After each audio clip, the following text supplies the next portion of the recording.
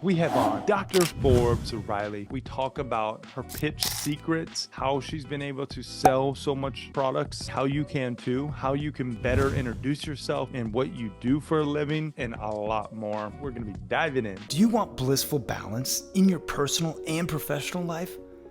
Great. What's up, guys? My name is Kerry Jack, and I want to help you happy hustle a life you love, one full of passion, purpose, and positive impact. I'm a lifestyle entrepreneur, a professional model / actor, a digital marketing specialist, a podcast host, author, a biohacker, an eco-warrior, a martial artist, a hippie cowboy, and a humanitarian. My goal is to educate, inspire, and entertain you to live a life of passion, purpose, and positive impact. It is time to happy hustle your dream reality. Yee-yee. All right, Forbes Riley. Or should I say Dr. Forbes Riley.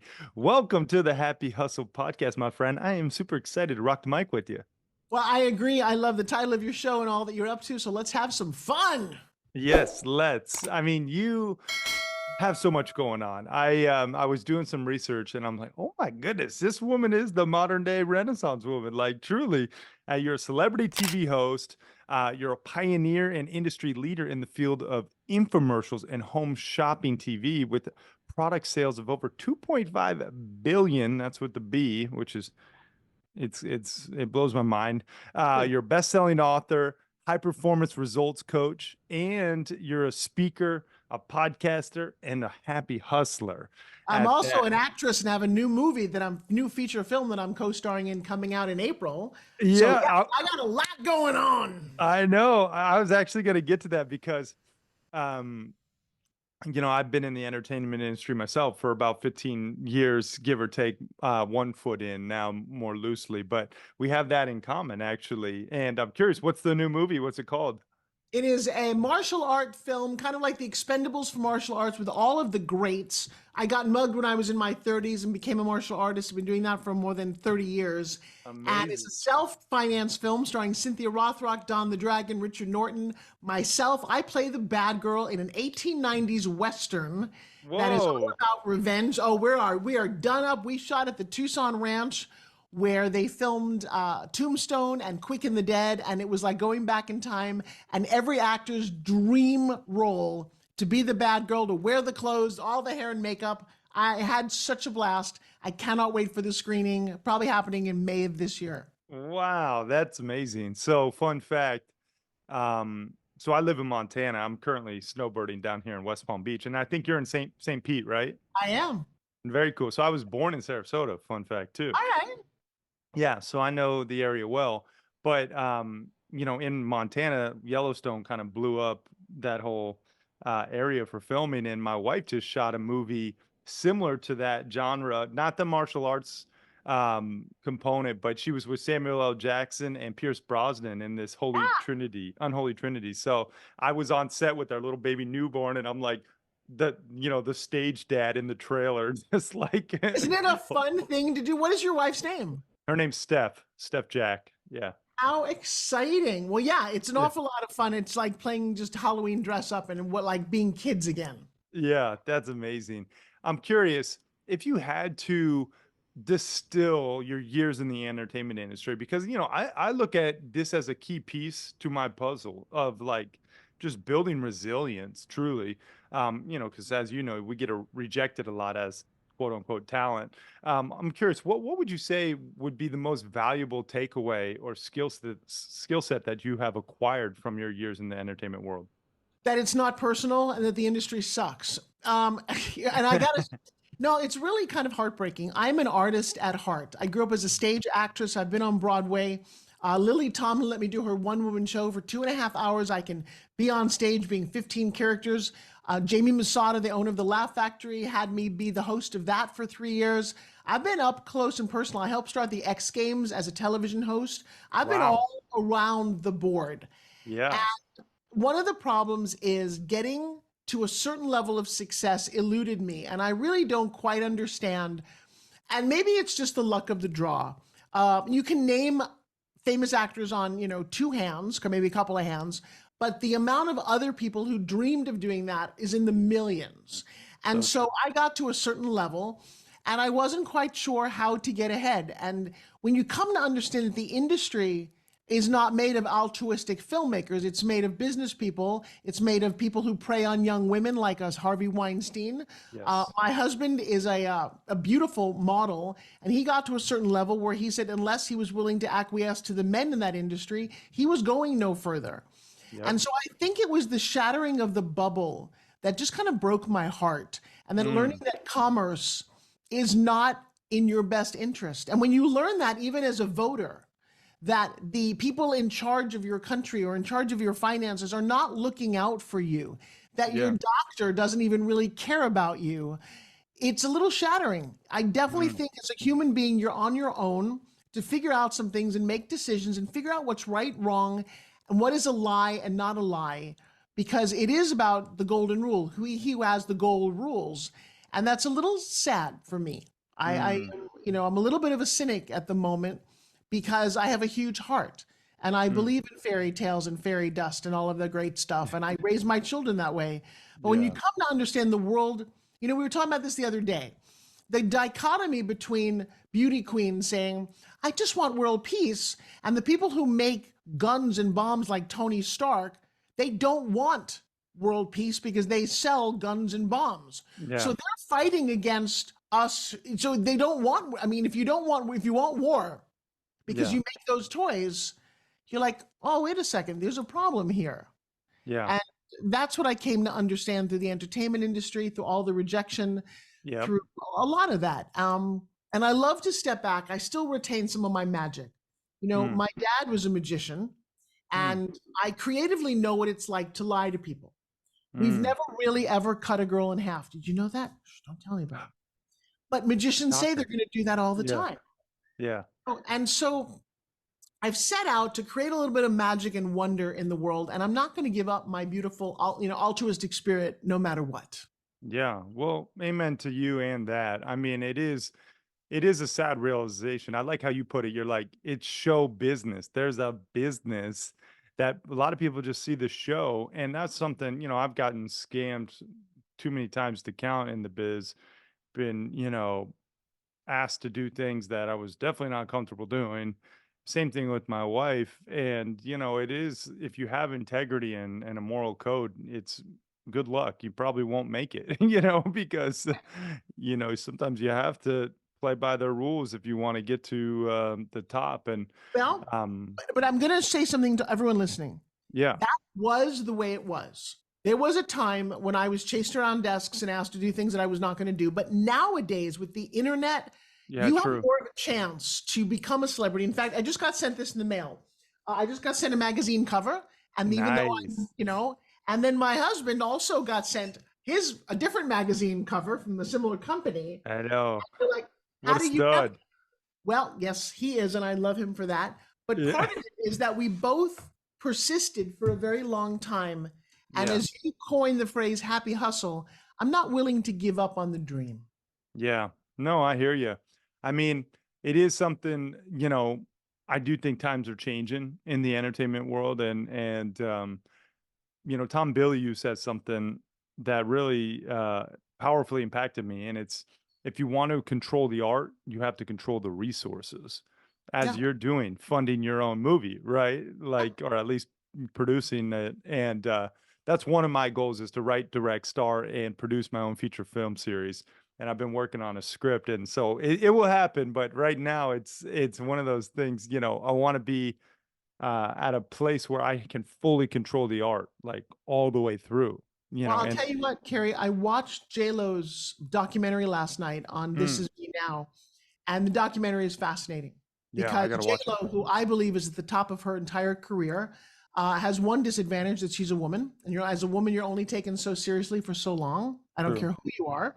Yeah. And she got this project going, had it all funded, and the funding got pulled out. And as I watched her, she had to make a decision that she decided to produce the project that she wanted to do. It was it's a strange extended music video. She did end up selling it, but all the risk was hers.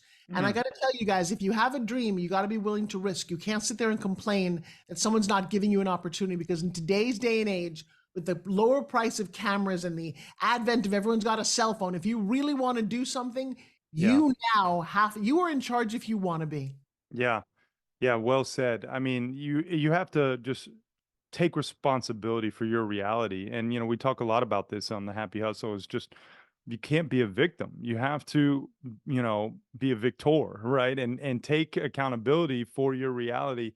There is for sure people who have had it worse than you, who have far more, right? And have done more with less. And you can be that success story. You can inspire others. I know your dad was a mechanic. My dad was a mechanic as well. And, you come from humble roots, and it's like, it's possible for everyone. I mean, here you go on to being like the infomercial queen. I don't know anyone who's been on more infomercials or sold more, like $2.5 billion worth of product sales. Like, I just want to stay here and really unpack this, because sales are a superpower, truly. Like, they are, in my opinion, one of the things that every single person must know in order to be successful as an entrepreneur or an aspiring entrepreneur, even just to, you got to sell your kids to go, go to bed on time.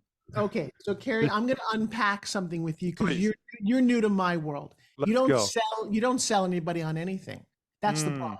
See, True. when you're in the sell mode, people shut down. I coined the phrase being able to pitch. And I not only did that, but I've spent the last 30 years of my life getting people to understand what I mean by the word pitch.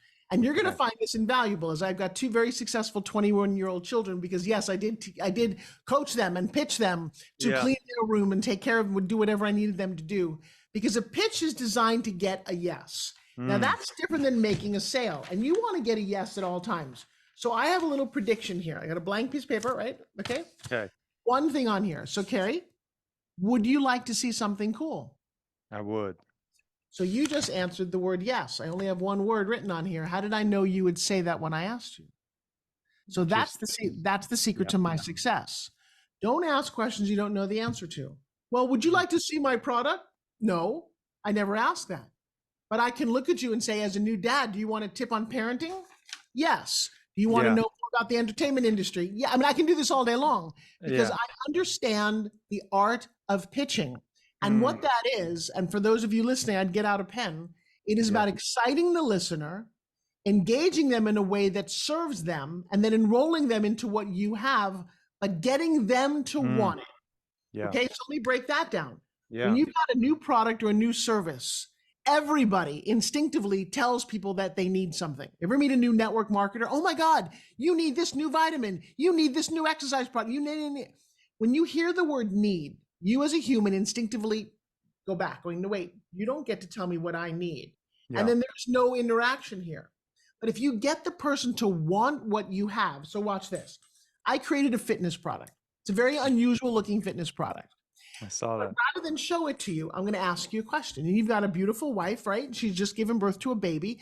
Raise up your arm if you would. Raise your arm up. Do you feel the back of your arm? Is it a little wiggly jiggly down there? Or is it really tight and solid? And what do you think her arm is? Do you think your wife would like to have sexy toned arms and a sexy ab, right? I do.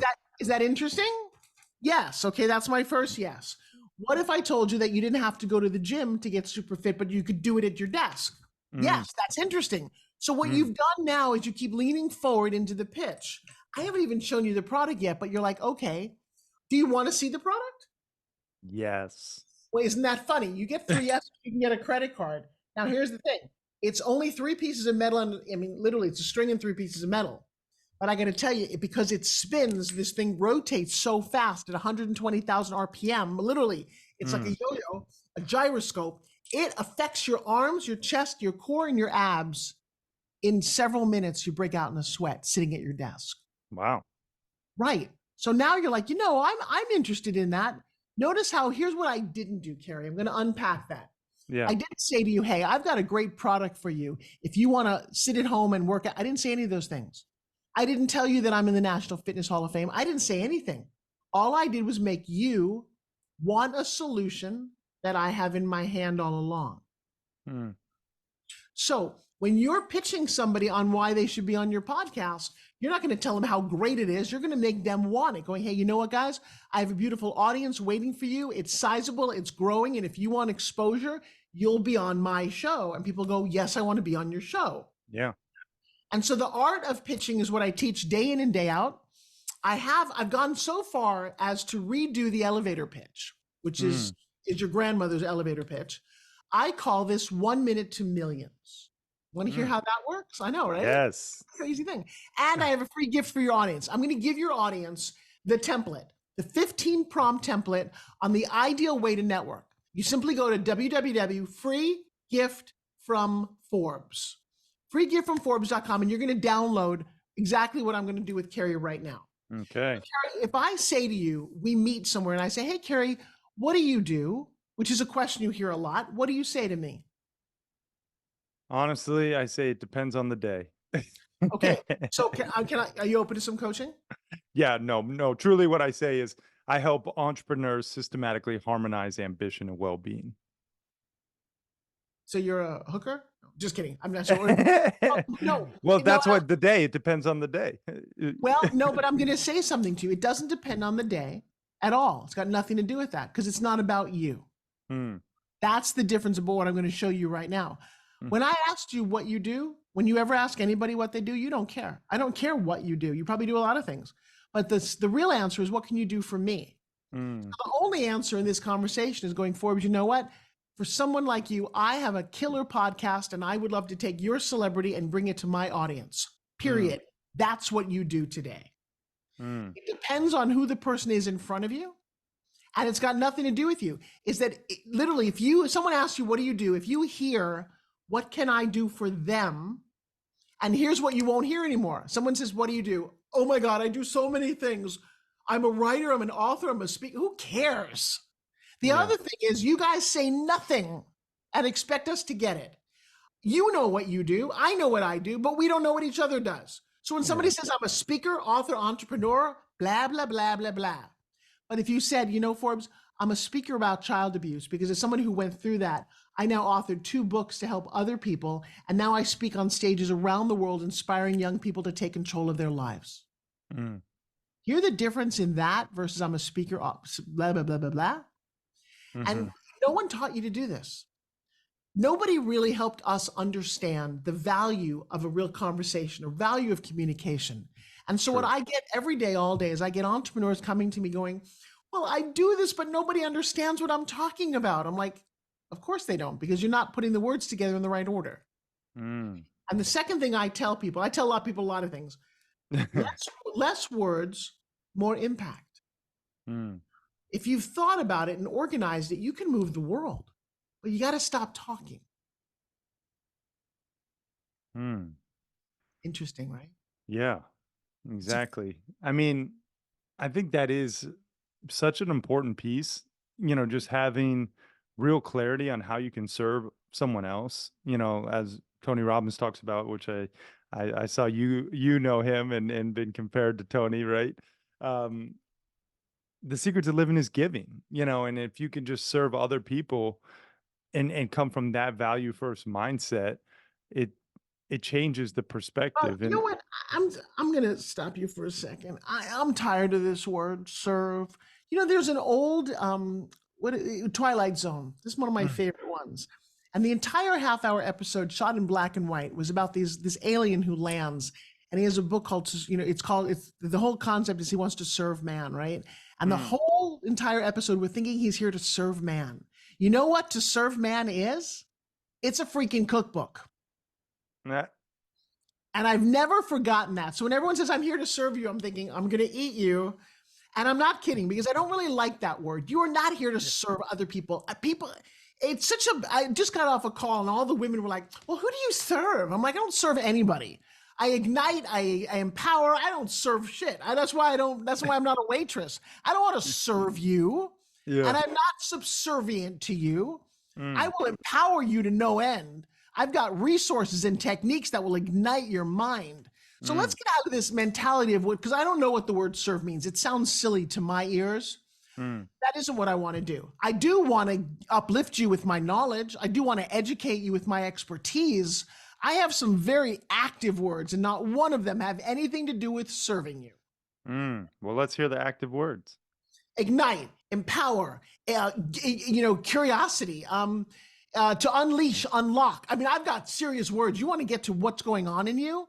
Most people don't move ahead in life because they're so stuck in their past. So let's get real with one of the things that keeps people from their greatness is who they believe they are. I hear this every day. Well, I am this and I am that. No, you're not. All you are is alive. Short of that, there are the bullshit words that you made up to keep you playing small. Well, I'm a klutz. No, when I dissect that, when you were 5 years old, your mom asked you to get the remote, you tripped and everybody laughed at you. You made a decision in your head that you're a klutz. You know what that kept from you in your life? You don't scuba dive or water ski or do any of these things because somewhere that 5-year-old's going, don't do that. People are going to laugh at you. I have the ability in my trainings to remove all of that, to erase limiting beliefs. And if I can do that, I weigh more than serve humanity.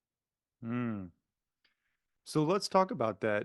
And I think, there's a lot of people out there who have stories that hold them back, right? They're shackles from their potential limitless future. What would you say to someone as like the first step to igniting someone who maybe is married to a story that's not serving them, quote unquote? Come to my breakthrough training because I do something that no one else does. And Tony Robbins is the only one who comes close. But we have a technique that gets to you to break through this. And I'm not kidding. Breakthrough training for me is one of the coolest things that I do. I don't really talk about it outside of my student base. I've got 28,000 students and I offer it to them. But it starts out with, and I'll do a little piece of it because I think your audience might like to hear this. Yeah, please. A third of your audience, men and women, have been touched, raped, molested, put down, bullied, and made to feel less than from a very early age. And they will, in fact, fight this their whole grown-up life. And odds are they won't succeed because the decisions that you made when you're young are wildly powerful and they have a hold on your mentality. So one of the questions that I ask in the beginning of my training is I'll ask you, Carrie, what's your first memory in life? First memory. Just the first that comes to mind. Go for it. I think it was like this little play, like little tight car that I was whipping around, Cool. just as, yeah. Well, it's making you smile. How old were you? Yeah. I mean, I would probably be under 1. Okay, that's perfect. You have a good mom and dad? Yeah, I guess it's all relative, right? Were they loving? Were they together? Yes. No, they're not together. No, it was pretty tumultuous, their relationship. Okay, do you remember a moment when it was tumultuous when you were little? Oh yeah, of course. Okay. Well, see, not of course. I don't know your story, but you're like, of course. Well, that's not my story. True.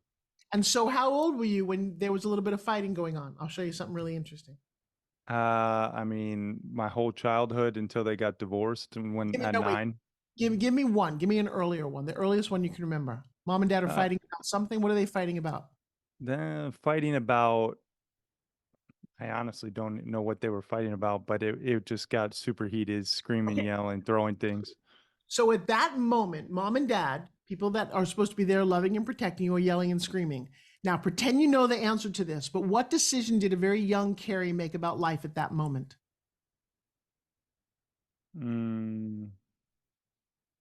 That it's not all joyous.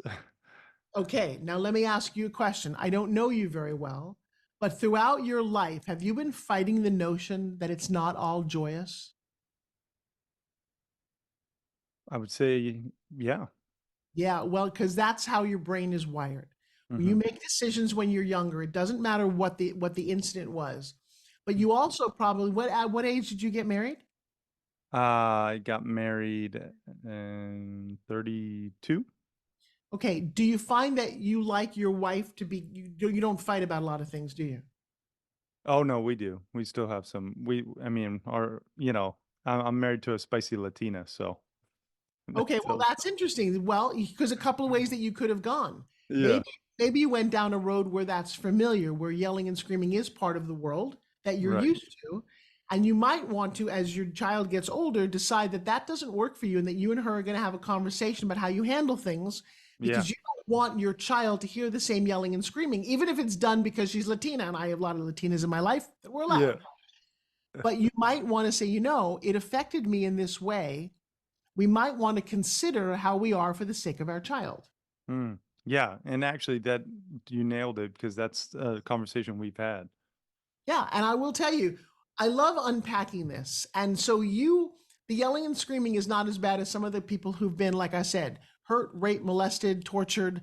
You'd be surprised. People are tortured and brutalized in all kind of mental and physical ways they don't even realize, but they make decisions about life. And you have some of them as business partners. You might even want to do this with your wife to find out, one of her earliest memories and a decision that she made. Yeah. Because it's a lot like the operating system on your computer. It tends to drive everything that you do. And Yeah. the most successful people that I meet are ones who had very happy, fearless memories when they were little.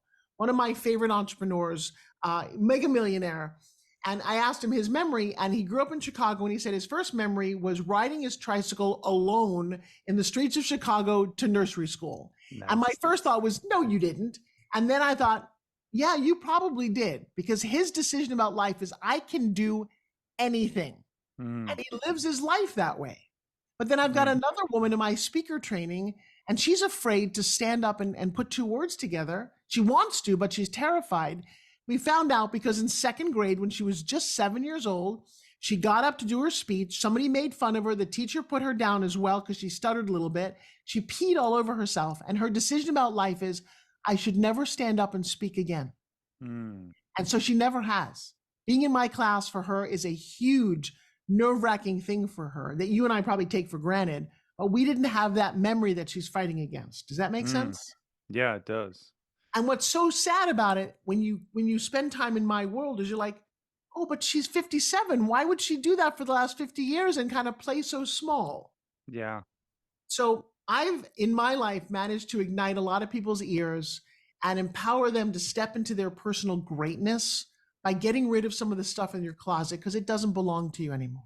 Whoa, whoa, whoa. Apologies for interrupting your programming, but I have to tell you, the best investment you can make in yourself is one in which helps you acquire skills. You've probably heard people talk about, oh, just invest in yourself and you'll be successful. Yes, that's true to a degree, but you have to invest in skills that will ultimately help you achieve your desired results. And I think one of the best skills one can possess, be it an entrepreneur or an aspiring entrepreneur, is the sales sword. Really knowing how to sell, utilizing pressure-free persuasion, which will make you more money and more impact. Now, if you want to know how to sell more efficiently and effectively, I just launched a sales course called The Proven Roadmap Process to Selling Millions of Dollars and helping you to increase your conversions guaranteed.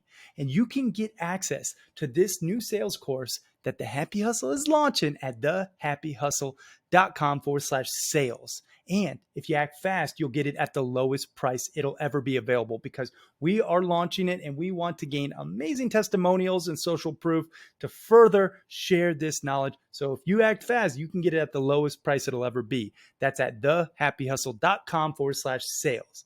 Now let's get back to this episode. Yeah. And it's powerful work too. And, I think there's everyone has like skeletons in the closet, right? Baggage, and it holds you back until you face it, right? And would you say you're almost like recategorizing the emotions when you go back and do this breakthrough training, or how would you describe the process?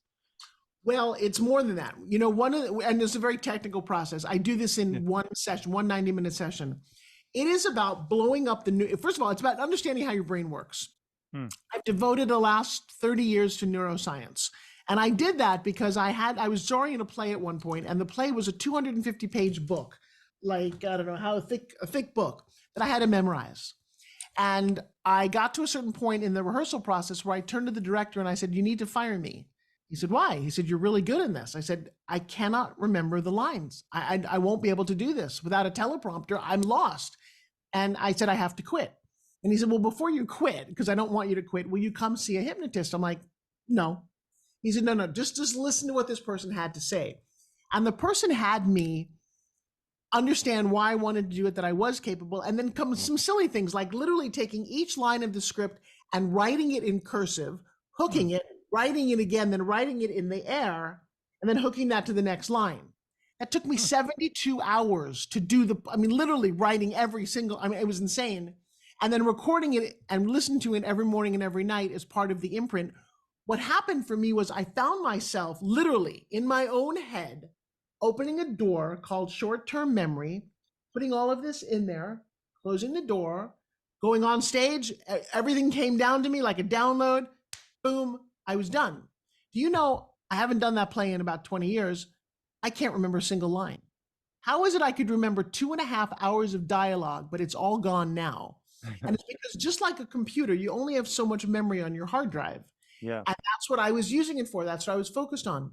But when you have a bad memory, it's a file. It's a file in your head. So if I said to you, Carrie, think about high school, you would think about files and videos and pictures. That's a file in your brain right there called high school. Yeah. Called baby birth. You have all of these files. Baby birth is like right here because now you're thinking about baby. But my kids are 21, so the baby birth thing is back here now, but it's still a file that I could access. The problem is when you've got a bad memory, something traumatic happened, it lit up a neuron in your head. And you ever meet somebody and you meet them and they're like, let me tell you all the shit that's happening to me. Yeah. Put the file back here. I don't need to hear it up front. And the cool thing about files like on a computer screen is you can put one behind another. You don't have to get rid of it, but you do want to hide it behind something more pleasant. And I've discovered ways to get people to yell and scream and light up their neurons and literally blow up memories that no longer serve them. And it's a technique that we do. You physically have to go through it. We do it virtually on Zoom or in person. And it's magnificent because one of the things that how I know it's working, after we get through the whole exercise, everyone always says the exact same phrase to me. Oh my God, I feel lighter. Because a negative memory literally weighs you down. Yeah. The feelings you have towards your mother and father fighting, my friend, you don't realize it, but they're weighing you down on some part, and you're not going to get rid of them if you don't know how. It's not that easy. I believe you have to have a coach because it's a little uncomfortable to get rid of them. You got to get as angry as it was when it got implanted in your brain. Yeah. And once you do, it's like, oh, whoa, I'm cool. I don't think about that. That's gone. And again, for people who've been physically raped, hurt, molested, tortured, bullied, to get rid of this baggage, I've talked to people and they can remember the name of the kid who bullied them.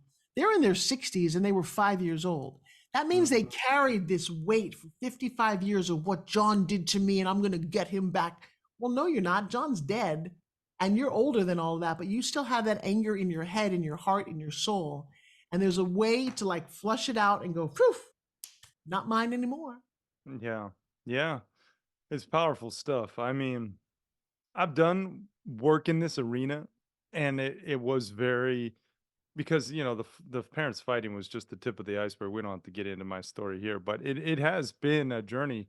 And I think it's something that everyone should explore and go with an expert like you, Forbes. Where can people go to learn more about the training? If you come to ForbesRiley.com, I have an application there and we will get back to you about how we can help you. Because even, Carrie, as I'm listening to, I would love you to go through, a piece of this. Yeah. Because it's the most freeing, liberating thing you can do. And somebody just said the other day, you know how we often talk about an onion having layers? Well, we don't do the onion. We do the artichoke because at the end of it, there's a heart. I like that. There is a way to get to that heart. And everybody deserves this training. I swear it's one of the things as I'm getting at a certain point in my life, in my career, I'm focusing more and more on this because it's something I created. I own proprietarily what I did. I've been doing it for 30 years. It started in my living room. And once it came to me, I didn't want to do it as a full-time business because it's exhausting. Yeah. It's also a little woo-woo. People can comprehend my acting and they can comprehend learning how to pitch. But breaking through and letting your baggage go is not as easy. But I can see the curiosity in your eyes. And I know that you've got people in your world. If you let this go, you're life, I swear, you gain years back on your life, you gain perspective, and Yeah. you're just happy. Yeah. Happiness is like, oh my God, I'm happy. Some of you out there don't even remember what it's like to be happy because you're so good at being miserable. Yeah, it's so true. Yeah, I mean, and I think happiness is a choice. What would you say about that? Yes and no. There are some incidences in your life that are so traumatic that they weigh on you. Mm, For example, my mom. I love my mom very much. When I was 4 years old, my mother was the daughter of an only child of immigrants. My grandfather was a hardworking butcher. When they got older, they came to live in my parents' house. My mom had my little sister. Her dad passed away. Shortly after that, her mom died. I was in my bedroom of a broken heart. And I remember that moment when she walked in where I, screamed about grandma. She was never happy again.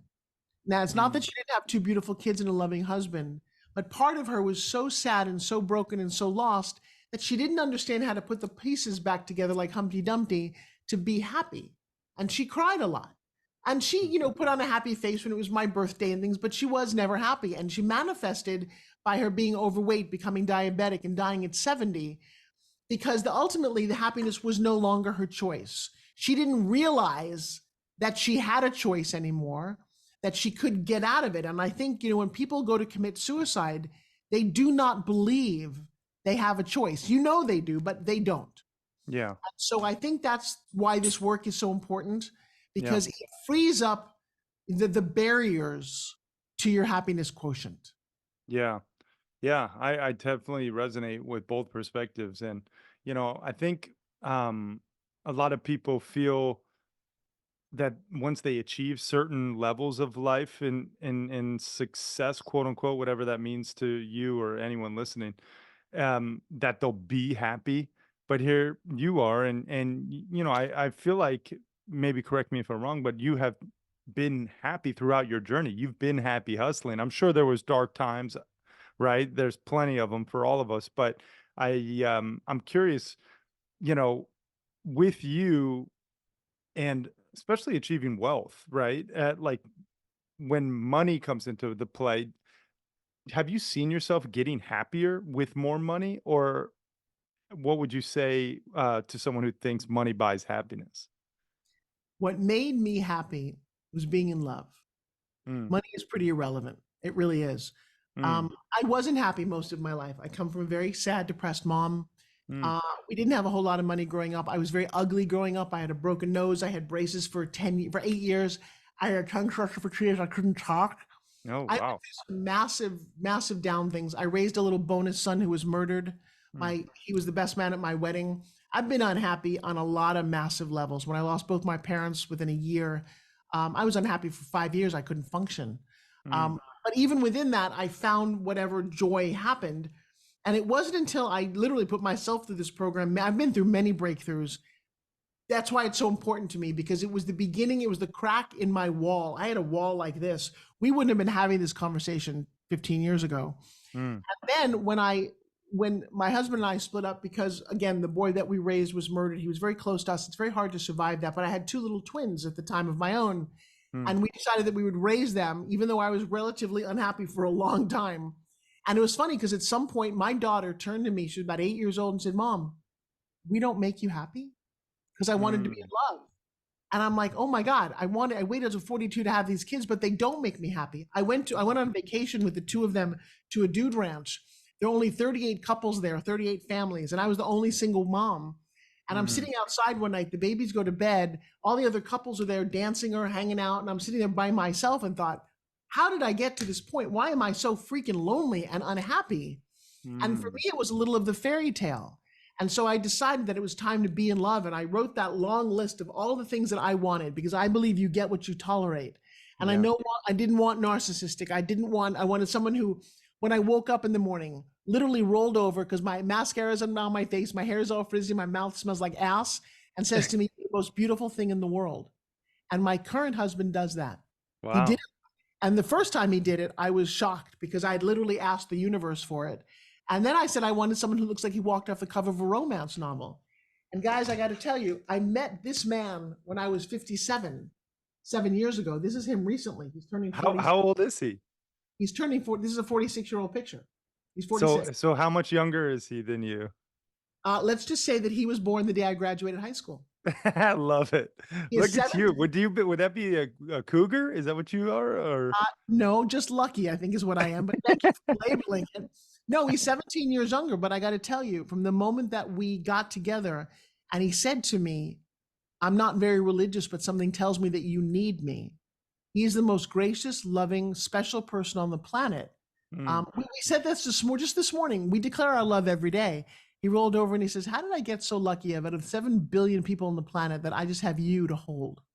mm, And I needed this. And I'm doing the work that I'm doing for the last 7 years because when we hang up here, Carrie, I've got a guy who just cooked me lunch and wants to hold me and kiss me and tell me I'm beautiful. And this is what I wanted. And I declared that after doing a lot of breakthroughs, that I yeah. also deserve that. I Yeah. deserve someone who's incredibly handsome. I deserve somebody that's very special and loves me. And I didn't feel that way until I started breaking through the bullshit. I was okay with feeling miserable because I Mm, was used to it. So yeah. I'm a very good spokesperson for what I'm talking about because Yeah. I've been very high and very low. And yes, here's the thing. How did I come to this? Well, I won a national award one day for infomercials. I've won some of the biggest awards you can win, like the Oscars of infomercials. And one day I was at the lowest point in my personal relationship and I was angry about life.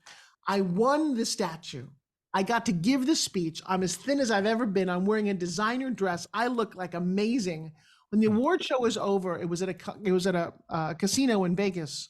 I found myself sitting in front of a slot machine, completely miserable. I Mm, was alone. I had no one to share it with.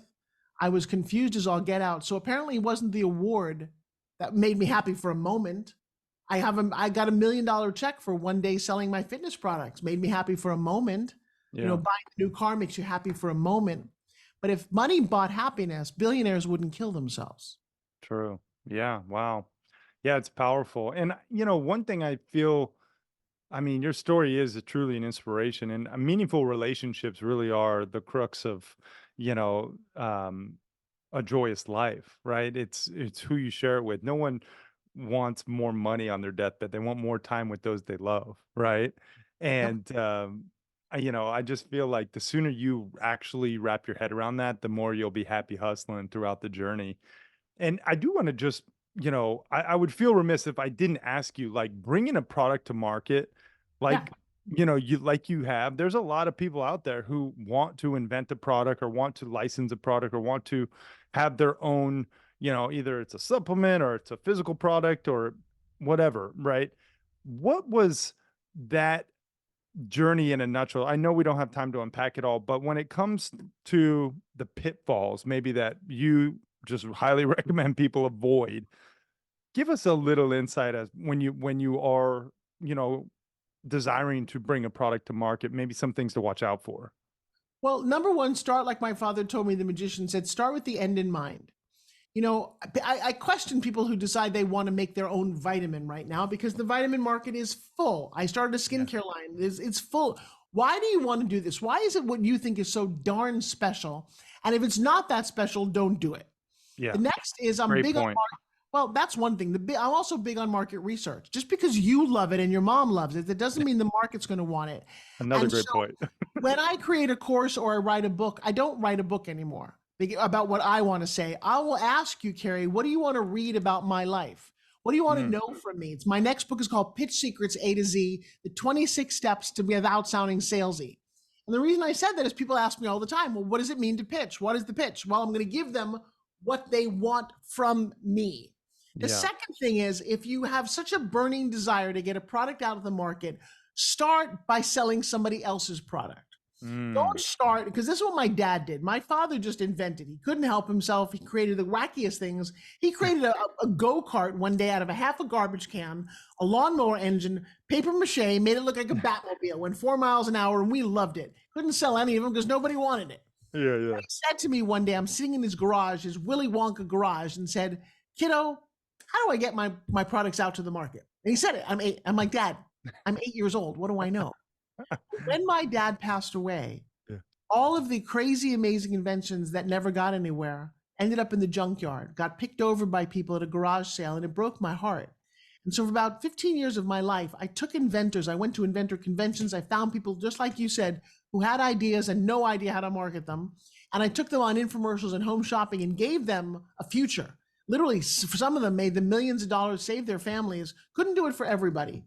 And Yeah. at some point I woke up and said, inventors are a little challenging as human beings. I know I'm the daughter of one. And I just focused on entrepreneurs. And I will share with you, learn to pitch first. Because if you can't pitch your product, your service, or yourself, I don't care how good your idea is, it's going to sit in your garage and rot. So I think that there's so many other products out there that you can affiliate with. Start by doing that. Start by getting rejected. When you say to somebody, look, I've got a brand new product, and they say, no, I don't want it. At least it's not yours. Yeah. Because otherwise, when it's yours, your heart shatters, and it shatters quickly, and then you're liable to give up. And I meet broken entrepreneurs every day, and it saddens me to no end. So Yeah. 1, learn to pitch. 2, size up your market accurately. Because here's the other thing. If you've got a product, let's say, I teach people to make their own courses online and make their own ebooks. If you sell a course for $100 and you sell 1,000 of them, Carrie, how much money do you have? $100,000. Yep. Just with $100 thing. So you don't even need that many people, but you need to understand that market, who those people are, where are they, how do I get them to buy? Naive people come to me every day. Oh, Forbes, I want to sell 1 million of these things. I want to sell 1 billion people. Start with 1. Start with 100. Yeah. And you're going to build on that. So I love teaching. I actively have several classes going right now. I teach live virtually. And I love doing that because all the years of experience, I turned 64 in April. Good for you, girl. Thank you very Dang. much. I know, right? That's impressive. I appreciate that. And that's what's really important to understand. I know. Well, that's why, you know what you get when you get older? If you don't get wrinkles, you get wisdom. Yeah. Right. And you should learn from people who've been there. I meet too many 22-year-old life coaches, and I tell them, like, you know what? I know. Call me when you get a life. Yeah, it is so true. We call them furus on the show here, fake gurus. They rent the Lambo, or they stand in front of their buddy's private jet, and then they pitch snake oil. It's sad, but it's infecting the internet. Anyway, that was really sage words, and I'm grateful I asked that question because it's just sound wisdom that you just gave to the happy hustlers, and I hope everyone follows and heeds that advice. I do want to ask you just a couple more questions, and then we'll put you through the rapid fire round, then we'll wrap this up. So I like to call them happy hustle hacks, like a tip, a tool, a tactic in a couple different disciplines. First being health. I know if you're 64 and you're looking like that, you got some secrets. So I want to hear something uniquely Forbes, like maybe something you don't talk too much about, that we could deem a happy hustle hack. What? Lots of sex. Lots of sex. I've never said that is true. No, you know what? I don't mean that, but I will tell you, be in love. Love keeps your heart young. And being in love with somebody younger, I don't want to look like his mother, so I got to look like his wife. I take good care of myself. I love saunas. I'm a sauna freak. I try to do it every day. I own a Which sauna. one do you like? It doesn't matter, but infrared is great. But start sweating every day. Sweat. Do not sit around. 2, begin to understand food. Not every food is the same. I don't eat bread or rice or pasta or cake or crap. I just don't. I know what healthy, nutritious food is. I've been on tour for the last 5 weeks. Do you know this country is made up of greasy, crappy food? And it's everywhere. And if you don't understand the value of food and nutrition and what it does to your body, you lose. So it is about what you eat. My guru, Jack LaLanne, always said, if man made it, don't eat it. That's a great hack. That is a really great hack. If man made it, don't eat it. But let's talk about money. I mean, a happy hustle hack for money could be, something that you do to save or invest or spend wisely. I know you've made a bunch. I'm sure you've lost a bunch, but I see it as a tool. It's a frequency, right? It makes you more who you are. What would you say is a happy hustle hack when it comes to money? Align with somebody who knows what to do with your money so you don't give it all to the government. I am not a tax guru, but I have people in my world who help me a lot. That's the first thing. Number 2, vacation. Next week, I'm going to Iceland with my family. Oh, cool. Best memories are made on vacation, and there's no price tag that you can put on them. Vacations are expensive. Save for them, but take them. You know, I've been traveling around the world my whole life. I used to travel for no money. I used to work for Club Med, and I just decided I could live on a beach anytime I wanted. Yeah. I've been around, you know, my kids and I, you're going to love this as your daughter gets older, or your child gets older. But Yeah, my kids little boy. walked on the Great Wall of China with me. They've skied in Italy. They know Oh, what it's cool. like to have, I mean, we've traveled around the world. And we Yeah, did that's that awesome. because there's nothing else in life as important. I so agree. I used to live in Barcelona. I lived in Rio. I lived in Bangkok. I think, you know, having education through immersion and traveling and just meeting new people and learning different cultures and language, it's imperative for a happy hustling life. So that's great insight there. Let's talk about spirituality. I don't know your beliefs. I don't really, you know, care anyone's beliefs. I respect everyone's, truly. I just think it's important to have faith in something bigger than yourself. um do you have a happy hustle hack when it comes to spirituality? Maybe something you do to connect to a higher power? Do you know how I know there's a higher power? Because the leaves come back every year. I have Mm, nothing to do with that. Humans don't have anything to do with how the water works and rain happens. There is something bigger, however you want to believe it's there, that is happening in all of us. I think one of the things you can do is not put down somebody else's beliefs. I think that's really important. And I believe that when you get quiet, literally quiet, whether it's meditation or just stop talking and walk in nature, you can start to hear voices. mm, I call it the universe. I've had a connection to the universe since I can remember. I notice coincidences. This is another thing. Find the magic in every day. Does that mm. seem fair? The magic in Does. every day is my kids were conceived on my mother's birthday the first year after she passed away on March 20th. They were due on my dad's birthday on December 7th, the first year after he passed away. Wow. Call it what you want. I'm going, Yeah. Mom and Dad, I love you. I thank you. And I Yeah. knew I was going to have a perfect pregnancy, and I did. That's how Yeah. crazy. If you find those, some people have numbers that they see every day. I have those I as well. do. Yeah. Just enjoy life. Life is a little bit more than you guys realize. Mm, And enjoy the mysticism. It's why we're going to see the Northern Lights. I just want to see nature. I want to see other things that are beyond you. And yeah. so whether you call it God or Yahweh or what Buddha, whatever it is, there is an energy and a life force.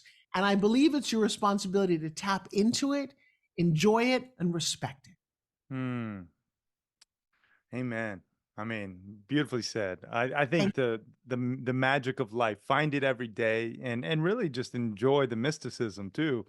You know, there's some that's really cool about your kids. well, here's one last thing about kids. And how old is your son? He's 5 months. Yeah, Okay, if you want to see magic, and this is not a joke, look in a baby's eyes. I know. And I was given this gift when I was getting married. The guy who married us told us a story of a couple who had a 4-year-old boy they just brought home their little daughter. And the 4-year-old boy standing in the doorway, he goes up, "Can I say hi?" And he goes up to his little sister and says, "Hey, can you tell me about God? I'm starting to forget." Oh my gosh, I Never got forgotten chills. that. Yeah, That that's cool. at the moment that these little ones come out, they are as close to the universe and creation as we will ever get.